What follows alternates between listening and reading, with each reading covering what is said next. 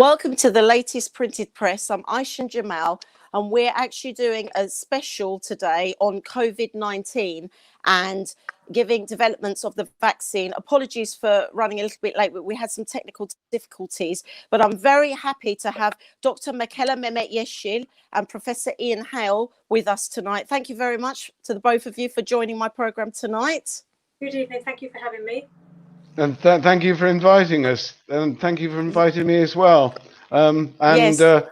Hello to all the listeners and viewers. Welcome. Yeah, thank you very much to the both of you. I mean, like I said at the beginning in the introduction, today we're going to be giving the latest updates for the developments of the vaccine for COVID-19. Can we start with that?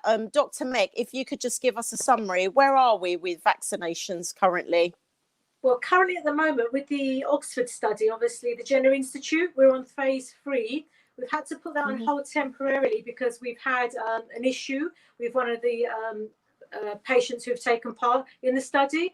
But we're hoping to move to a stage 4 by December. And we do know that we've got 20,000 vaccines ready to be distributed to patients who are wanting to have the vaccination done, obviously. We know at the moment that only the very vulnerable are going to be the first participants to take part in this. Because obviously they're the ones mostly at risk at the moment. But that's where we're at on stage 3 and hopefully moving to a stage 4 by December. Okay. When you say stage 3, for those of us who aren't as scientific and technical as yourself, what does that actually mean, stage 3? Basically, it means that we do it in stages. So we look at age groups, we look at people who have underlying issues, we look at obviously disparities in the healthcare system, and we look at to see who will benefit from having the vaccine first. And obviously, with any new vaccine, from start to finish, it can take up to 10 years to get it licensed, making sure that we follow the protocols, the health issues that go along with it, and obviously the regulatory bodies like the FDA and stuff like that, the Food and Drugs Agency, the National Institute of Clinical Excellence, and obviously the National Institute for Home, I think it was the NRHI, that obviously signed it off as well. With this, the government have put through a new what do they call it? A new bypass thing where they can get the vaccine done quicker than the 10 years. So we're hoping by 2 years, 2021, 2022, the latest, everybody can have a vaccine if they wish to. Yes, because that was going to be my next question, actually. And I was going to actually ask Dr. Hale, what he thought about that, Professor Hale. I mean, Professor Hale, generally, like we were talking about the vaccine, that's sort of what's currently happening here. But generally, worldwide, what's the picture for the vaccine? Do you think someone else will be able to get it quicker than Britain? Or do you think that the UK are quite ahead with research? Well, we know that the UK is one of the world's leading medical science countries. We have many institutes of excellence. The one at Oxford that Dr. Mekella spoke about, the Sanger Institute, for example, also at Cambridge University, Cambridge's own laboratories, University of Cardiff, and there are a number of other ones that have a very, very high standard. One's in Imperial as well, College London. Well, currently around the world, there are over 170 companies who are developing vaccines, and they're in a number of different countries. There are 2 types of vaccine. One is a DNA-based one, and one is an RNA-based one. The ones that produce the most antigens, the best protection, and the longest-lasting ones are the mitochondrial RNA-based ones, which is still a very experimental technique. We don't know how long the antibodies, the protection will last. Yes. The problem with COVID-19 is that it seems that when people are infected with it, that they recover, they produce antibodies, and that protects them in the same way as a vaccine protects people by encouraging the body to produce antibodies against that particular germ. The problem here is that the antibodies in people who've recovered only seem to be effective for somewhere between 2 and 3 months. because people have become reinfected again. That's Bearing true. in mind that there are 2 variants of this single virus. So perhaps our best bet is indeed the RNA type vaccine, but it's very much in the it's very much, as I say, experimental and computer modeling. I know that that Sinovac in China are toward the end of stage 3 in their testing program. I know that Moderna and Pfizer in America, in New York, are well into their phase 3 testing. I believe that Rusvac have started and are into their stage 4 testing. So I think the important thing to remember, though, that this is not a race. We're not, No. countries should not be competing against each other. We have a common enemy.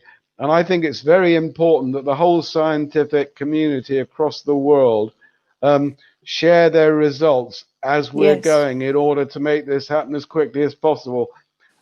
And I completely agree with what Dr. Mekella said. Realistically, to produce the number of doses we need worldwide, we are looking 18 months to 2 years in the future. A vaccine produced now is not going to be the miracle cure. If we rely only on vaccines, we've got a big problem. I see. So really, realistically, we need to be aware that something like this is going to take minimum 2 years. I mean, we were talking about this just off the program, and I thought it was quite interesting. It'd be quite interesting for our viewers to find out about this, because I did a bit of research. I'm a blood type O, and I actually recently read an article stating that I'm least at risk because I'm a blood type O of getting COVID-19. How true is this, Professor Hale? Completely true. People with type O blood group, from all the research statistics from a lot of different countries around the world that I've been a party to, are far less likely to get it. And if they do get it, they suffer far less severely, regardless of age or gender. Whereas people with type A blood group are more likely to get it and more likely to be more severely affected, again, regardless of age or gender. The reason behind that, nobody knows. Yeah, it's one of those things. Dr. Mekella, what are your thoughts on this? I mean, are men more likely to get it than women? Have there been research to do with that now? I mean, do we specifically know the numbers with regards to that? Can you hear me at the moment? Yes, yes. Yeah, right. Basically, what it is that there's no, it's inconclusive actually as to men get it more or women get it more. What we have found is that people who have underlying issues, usually type 2 diabetes, or have like a pulmonary or a heart problem or anything to do with like being obese or overweight, are more likely to get it, regardless of male or female. There is more statistics pointing towards the male, unfortunately. We don't know why that is. Okay. And obviously people from like Asian background, Mediterranean background, BMAE, whatever. So we know that they're more at risk than others, unfortunately. And we know that people who are elderly, over the age of 70, who have underlying issues, are more prone to get the virus as well. And we know that children aren't severely as infected, if anything, because they're proving to be asymptomatic, which means they carry the virus but don't show no symptoms, which makes them super spreaders, unfortunately. Yeah, could you tell us a little bit more about being asymptomatic and what that means? Well, basically, it means that they're carrying the virus. They don't know that they have it, and they're obviously not just children. I'm talking about people in general. For example, I could be asymptomatic. I don't represent any symptoms, so I have no temperature, no signs of a cough, and I can go out there, wear the mask, obviously, or if I don't wear a mask, for example, and I could be just spreading the virus to anybody I come into contact with, or if I was to cough or sneeze, or sort of like cough into my hand and then touch a surface area, then that would mean that the infection would spread to somebody else who didn't realise that I was a carrier, so to speak. Right. So how it's spreading. Okay, so if you are an asymptomatic person, I don't know whether you would necessarily know this or not, or unless you would find tested, out. we're not going to know. You wouldn't know. So No. really, generally, what should people do if we just give them a gentle reminder again of the basic things that they need to do to protect themselves and others on a day-to-day basis? Washing your hands is imperative, and we know we have to do that for 20 seconds with soapy water. Okay, we have to do that when we go in and out of the home, or when we get in and out of the car. Using hand gel, 70% or above alcohol, kills the virus on our hands. Obviously, wearing a face covering is obviously one of the things that protect other people if we're coughing or sneezing or through droplets in the air. Because once we talk, we know, or cough, we know that the droplets can be airborne for 14 minutes. That is a scientific fact as well, because they've looked at that at the Jenner Institute recently, and they know that wearing the face covering actually prevents the virus from spreading on contact. Okay. So that prevents the virus from spreading to others. So when you wear a mask, you're actually protecting others rather than yourself. That's correct. Right. So really, it's something that we need to, as a community, just do to protect each other, really. So it's actually not so much about protecting yourself, but protecting others. But the way you protect yourself is by not touching surfaces, by regularly washing your hands and keeping a safe distance from people. I mean, we are going through quite confusing times, obviously, where we're being told to work or not work, go to school, not go to school. So really, we need to just stick to the basics, which is wearing a mask, sanitizing our hands, keeping a safe distance. These three key things as a community, as a human race, we just need to do really wherever we are, whether we're allowed to work or not work, whether we're allowed to go into schools or not. I think this is the three key things that we need to be, conscious of. When it comes to self-isolation, a lot of these apps obviously have been produced now where people are being told to self-isolate. People are catching COVID-19, and then people are told that they are a contact and they're told to self-isolate. What does this mean, essentially? I'll start with Dr. Mek, and then we'll go on to Professor Hale. What does it mean to self-isolate? What do we do in that situation? Self-isolate basically means if you've got the app on your phone and you've had a test done and the test come back as being positive, it means that you have to isolate yourself from other people for 14 days. The reason being is if you're carrying that virus, some people have actually signed up to the test, which means if you, I think it is with the King's College anyway, University London, if they send you a test swab, put up your nostril, put the back of your tonsil, send it off. If that test then comes back positive within a few days of you having that test, you need to isolate for 14 days, because what happens is that virus incubates within 7 days. With a normal flu, it's 3 days, which is why flu is, you can get over it very quickly. With C19, Corona-19, there's an incubation period of 7 days, which means you could be carrying the virus and not know that you have it, which is why they increase it to 14 days. That's what it means when you have to self-isolate. So you have to shed the virus for the first 7 days, and then you have to recover for the remaining 7 days. Not to be in any contact with any other person for that period. And if you do, to sort of like quarantine yourself away from the household, like in another room, have another bathroom, use another toilet, don't use the same kitchen utensils, same towels, things like that. That's what self-isolation means for 14 days. Yes, because a lot of people are getting confused with that. You know, they're traveling, coming back, they're isolating at home, but they're not actually away from their family. Professor Hale, is there anything you'd like to add about that, about self-isolation? Any advice you'd like to give to our public? Yeah, well, one of the problems about self-isolating is that it's very much easier for some groups of society rather than others. When you look at the epidemiology of this and other diseases, which is to say the pattern of the disease hotspots in populations, it tends to concentrate around areas of very crowded housing. So the way that I've looked at this problem is that obviously the virus is a medical problem. It's a disease, but it's also it has become already both a social problem and a problem for national and international finance. Yes. And we need to address issues like overcrowded housing in order to prevent the hotspots that we're seeing with this pandemic and of the pandemics which are going to come in the future. And increasingly, we're going to get more pandemics. And and in a much shorter period of time, for various reasons. So you mentioned about not sharing toilets, but if people live in big apartment blocks, maybe you've got 3 or 4 families sharing one, and that makes self-isolation impossible. So yeah, I think it's really up to authorities, local government and national government, to make sure that people can self-isolate safely, Thank and you. that Yes. they are properly supported, Hmm. medically, in terms of food supplies, and of course financially. Yes. If they can't work and can't pay the rent, you don't want infected people being evicted and cast onto the streets. And sadly, in many countries, this is what Hmm. we're seeing, and that is further spreading the illness around the world.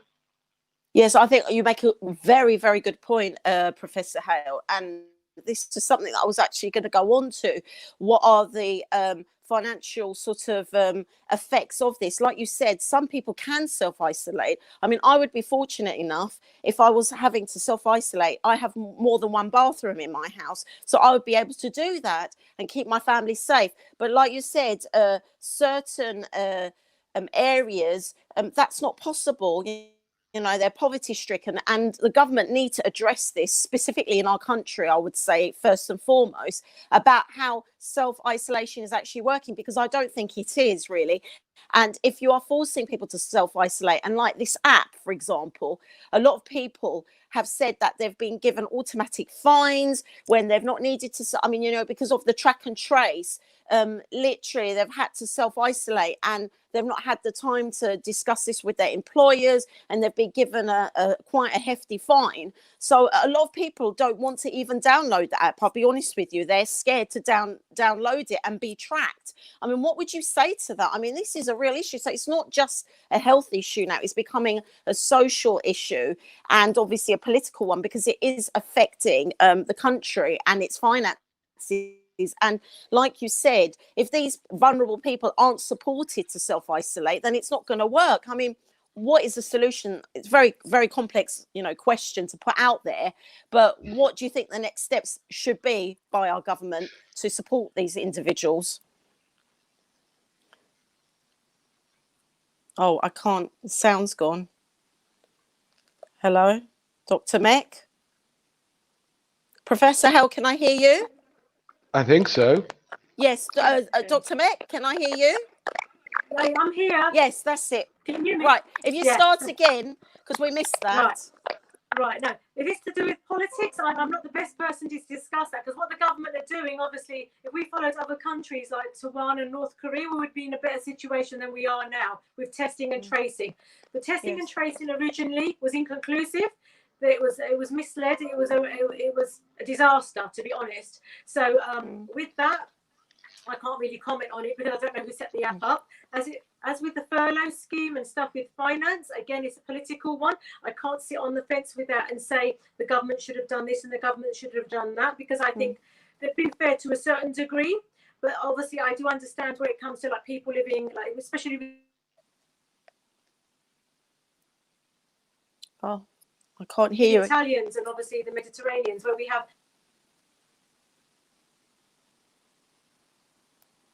Hello? Hello? Yes, Hello? I can hear you now. Yes. Sorry, I think I had a blip in the system there. So basically, what happens when it came to the government to say, well, we're going to furlough X amount of people, they only furloughed them to the end of October. So from October onwards, I don't know what the situation is going to be. I don't know if they've extended it for a further 3 months or not to the end of January. I'm not sure. But I don't agree with what they've done, but I can't actually say what I would have done would have been a better choice. Yes, unfortunately. Definitely. Professor Hale, so obviously we've been talking about vaccinations, we've been talking about how to self-isolate, and we've been talking about the statistics and the science behind all of this. The other question that a lot of the public have asked is, can you catch COVID-19 from your pets? Can pets get it? Can you catch it from them? I've written about that. That's actually the second paragraph of the book I've written. Yes. The answer in every case is no. Take, for example, cats. cats cannot give you COVID-19. They don't carry it. They don't have it. Even if it's on their coats and you touch it with your hands and then touch your face, you still won't get it because of the natural oils in a cat and indeed your dog's fur. Now, what can happen is the other way around. You can give it to your dog or your cat, but their immune systems are so different from ours that it won't make them sick. So yeah, treasure your fur babies. They're very good for your health. They can't do you any harm, and you can't do them any harm. I've been very disturbed to see reports from different countries of people abandoning their pets, thinking that they can get COVID from them. But all the scientific evidence, again, from all over the world, has shown that absolutely not. And we know, for example, that stroking your dog or your cat is very good for de-stressing you, for lowering blood pressure. And the less stressed you are, the stronger your immune system is. So actually, you could regard your furry friends as a form of medicine and protection against COVID, and that would be the right way to look at that situation. Yes, Professor Hale, please tell us about your book. And I was going to actually ask you two questions. One, tell us about the subject of your book. Obviously, it's about COVID-19, but also how can we raise our immune system? So shall we start with the immune system and then progress to your book? Yeah, there are a lot of drugs that are available now. One of the things that concerns me is the way that too many medical scientists have looked at this as an interesting case rather than a developing disaster, and that they've got far too academic about it. What we need to be doing is take, as Dr. Mekella pointed out, it takes, and that you pointed out, it normally takes 10 years to develop a vaccine. Now, regardless, because of the time it's going to take, we have to use what we have available now. And we know that there are drugs like erythromycin, for example, which boost the immune system because that one, for example, is a powerful senolytic, which means that it flushes dead cells out of the body. While it's doing that, obviously dead cells can be inhabited by the virus as well as live ones. By flushing those out of the body, you reduce the patient's viral load and therefore the stress on their immune system, and that makes them better. What you have to do while you're using it is to make sure that they're that you keep their water and electrolyte level very, very good so that it does flush out. But there are a lot of other drugs as well, both old and new, and different treatments which boost the immune system. I have a friend in America who's at USC, who's working on this. Basically, there are drugs also which stimulate the thymus gland, which is about there in your chest. And that produces a great number of T cells and what are called NKCs, natural killer cells. Now, as people get older, their thymus gland becomes weaker, but it's quite possible using very new therapies and drugs to rejuvenate the immune systems of people who, the vulnerable people you spoke about, older people and people with underlying conditions. So we should be looking at rejuvenating immune systems across the whole population, because that's probably the best thing we can do now to protect people against becoming severely ill because of the time it'll take for the vaccine. And that is one of the protocols that I recommend in the book. I've recommended a lot of treatment protocols, a lot of ways of preventing infection personally and spread, and listed some other ideas. The beginning is a brief history of how the virus came to exist, then the piece about pets, then about means of diagnosis, not just in countries with a lot of medical tech, but in countries that are, you know, have very little medical tech. And then the book goes on from there to explain how talk about vaccination, and then it goes on to explain ways that we can counter this pandemic and ways that we can prepare ourselves for future ones. Because right now, you talked about finance and people losing their job and everything else. Yes. Right now, institutions that we've taken for granted for 70 years are beginning to look very fragile. And Yes. I've suggested, and I want to write a second book on the subject if I can, if I get the chance, or articles or whatever, of ways of restructuring our society and societies across the world to make them more robust against these kind of threats. So Yes. yes, it's not a long book, and I promise it's not full of lots of technical jargon either. It's you know, What's the it's title and where intended. can we get it from? Amazon? Is it on Amazon? No, I didn't publish on Amazon. Okay. It's on Smashwords, and Okay. I will send you a link. Please. It's called just. I don't know if I can display the. I don't know if I can Yes. upload the cover. I could show you that.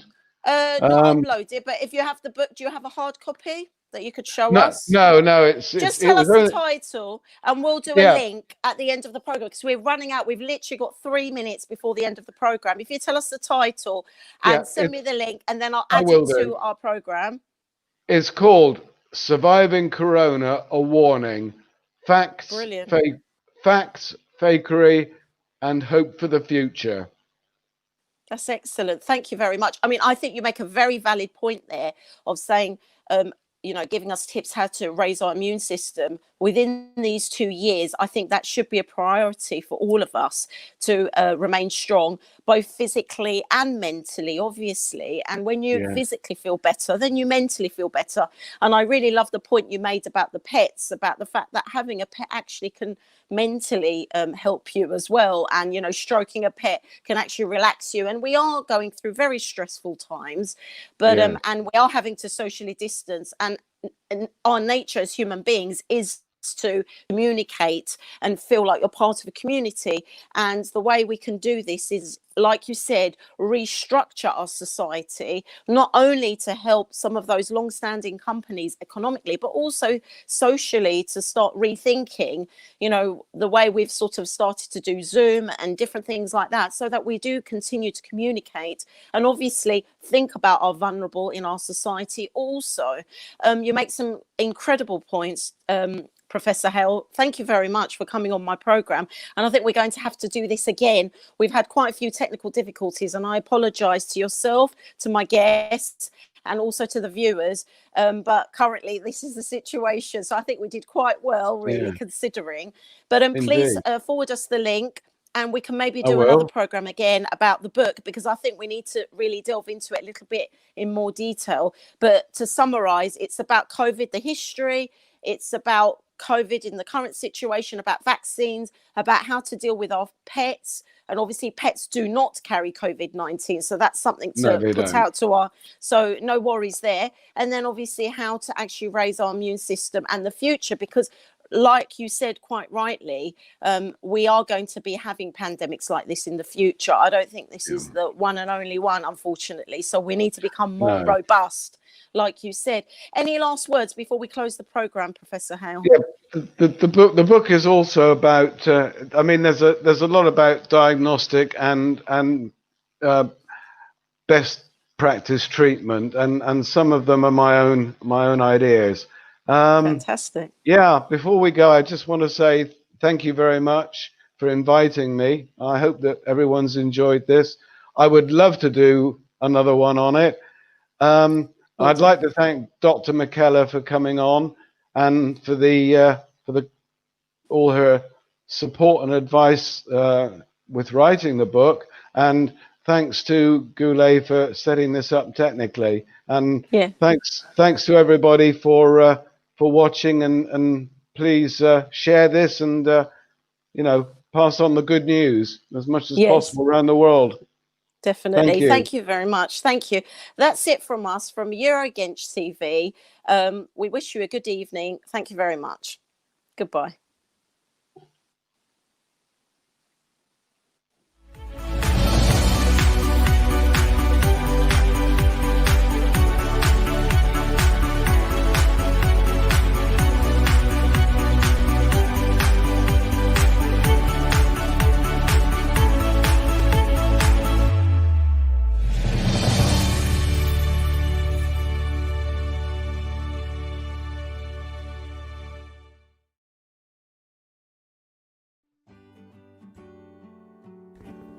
Kalitenin, güvenin, hızlı teslimatın adresi Ancon Furniture.